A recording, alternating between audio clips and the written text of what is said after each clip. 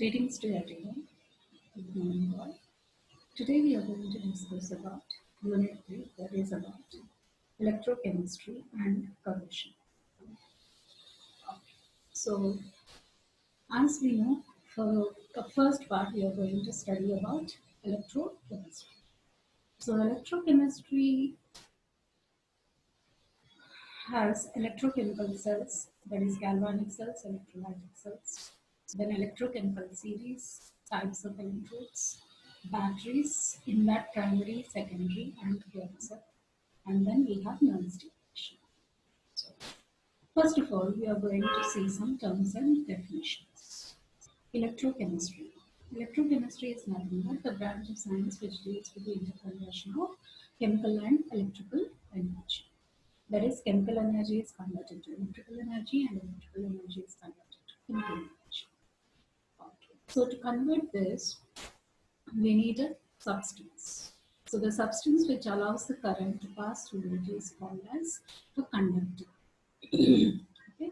And the property of the conductor to allow the current to pass through it is called as conductance. Now, conductors are of two types, metallic conductors and electrolytic conductors. Now, metallic conductors are which conduct electricity by electrons, whereas electrolytic conductors are which conduct electricity by ions. Okay, you have, for example, you can take sodium chloride, right? Sodium ions and chloride ions. Right. Then conductance we can also define as reciprocal of resistance. That is C is equal to 1 by R. And the unit of conductance is Siemens or mho. Then electrode potential. The tendency of the metal to lose or gain electrons is called as electrode potential. That. So now remember Ohm's law for a while, and then you can solve this question. That is, which of the following can be used as conductor? Next. So single electrode potential is the potential of half cell of an electrochemical cell. Now standard electrode potential, as the name indicates standard, so there must be some conditions. That is, the standard electrode potential is the potential of an electrode at 1 atmospheric pressure, 25 degrees centigrade, and 1 molar concentration of ions in the electrode. Then coming to EMF, electromotive force. So the potential difference between the two electrodes is called as electromotive force. Okay. So these are the definitions which we should know while reading electrochemistry. Now, electrochemical cell. This electrochemical cell converts chemical energy to electrical energy or electrical energy to chemical energy. So it is of two types again. There is galvanic cell and electrolytic cell. So galvanic cell is that which converts chemical energy to electrical energy. And electrolytic cell is which converts electrical energy to chemical energy. Now, we are going to study in detail about galvanic cell and electrolytic cell. So, coming to galvanic cell, so it is an electrochemical cell that converts chemical energy of spontaneous redox reactions to electrical energy. So there is spontaneous redox reaction. So what is redox reaction first? That is reduction and oxidation occurring simultaneously. And it should be spontaneous. That means the two should be reacting with each other spontaneously. Okay.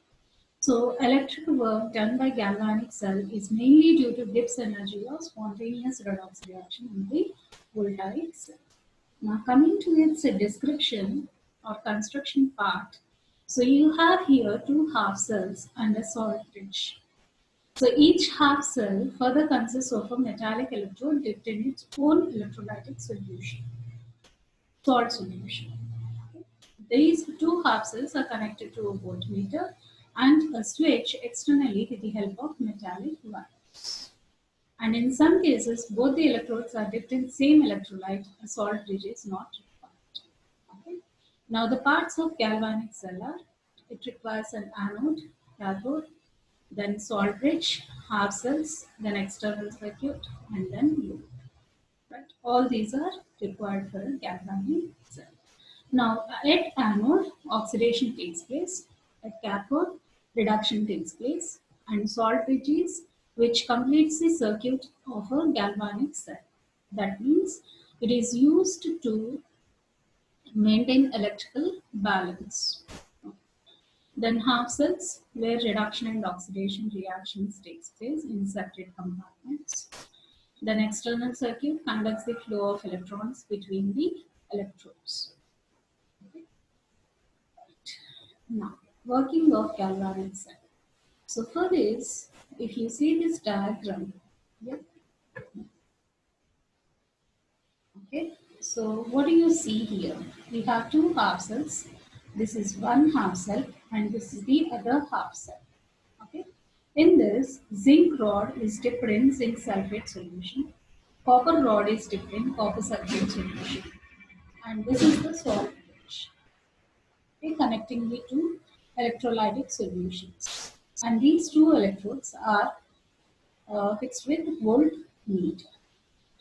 Now, what happens? So, zinc undergoes oxidation to liberate zinc ions and then it liberates two electrons. So, these electrons are passed to the other cell, half cell, and here copper 2 plus takes up these two electrons to form copper. So, what is happening is here zinc ions are liberated more, and here copper ions are taken up by the uh, solution, and electrons are taken up by the copper sulfate solution, and copper is getting deposited on the electrode. So to maintain this electrical balance, we have this salt bridge, giving here negative ions and giving here positive ions. Okay. Right. So salt bridge is taken for electrical neutrality and it completes the circuit. Okay. So we see at anode what is happening, oxidation is taking place. At cathode, reduction is taking place. That is, and then overall reaction is this. See? And to find out the E cell, we have E naught cathode minus E naught anode. And these are the standard potentials given for zinc and copper. So you have 0.35 minus of minus 0.76, so that is equal to 1.1. So we get electrical energy by spontaneous redox reaction. Okay, so that is why this is known as a galvanic cell, where chemical energy is converted to electrical energy. Now, coming to the Nernst equation. What is this Nernst equation? So, Walter H. Nernst was a German physical chemist and he received Nobel Prize in Chemistry in 1920 for his work in thermochemistry. Okay. So, this is the Nernst equation which we generally use for our calculation part. That is, E cell is equal to E naught minus RT by NF log Q. Okay. So where E cell is cell potential and then E naught is cell potential under standard conditions. Then R is universally gas constant. T is the temperature and is number of electrons transferred. F is the Faraday constant and Q is the reaction quotient, that is nothing but concentration. And if you simplify this, you are going to get this equation. So this is called as simplified Nernst equation. E is equal to E naught minus 0.0592 by N log N. And then applications are given. Generally, it is used to find out the standard electrode potentials. Right? So you can even find out the value of N, right? Number of electrons transferred. Then EMF of an electrochemical cell can be found out, right? Then unknown ionic concentrations. So all these are the applications of Nernst equation. These are the problems which you are going to do it. As an example, I have given this, and then this is for you to do it. Okay. I have given the answer also.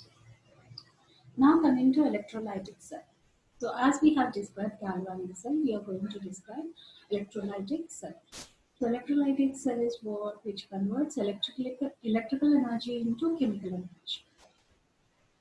So electrolysis of sodium chloride is important process to manufacture many bulk chemicals of commercial utility, like chlorine and sodium hydroxide. So we are going to take here example of molten sodium chloride. So what is happening? We have again anode, cathode, electrolytic solutions. Okay, and here salt bridge is not required because we are taking molten sodium chloride solution. Okay. Now, at cathode, what is happening? Reduction is going to take place. So, sodium ions are giving rise to sodium. Okay, and at cathode, anode, oxidation is taking place to form chlorine gas. Okay, so the net reaction is formation of sodium and then chlorine. Okay, so you can see this diagram. Yeah. As soon as electrical energy is passed through the battery, this molten NaCl dissociates into Na plus ions and Cl minus ions. Okay? And this Na plus ions goes to its respective electrode, that is cathode is made negative and anode is positive here. Okay? So these sodium ions get deposited on the electrode, and here chlorine gas is being evolved. So at the respective electrodes, we are going to see the products, that is sodium and chlorine. Now, a reflection spot, what happens if we take aqueous NaCl? So if you take aqueous NaCl, there is a probability of formation of sodium metal, hydrogen gas, okay, and chlorine or oxygen at the anode. Okay, because here water is getting involved in it, so hydrogen gas can also be. So this is the diagram. Okay. So here chlorine gas and here H2 gas is getting involved. Then these are the differences between galvanic and electrolytic cells. Thank you.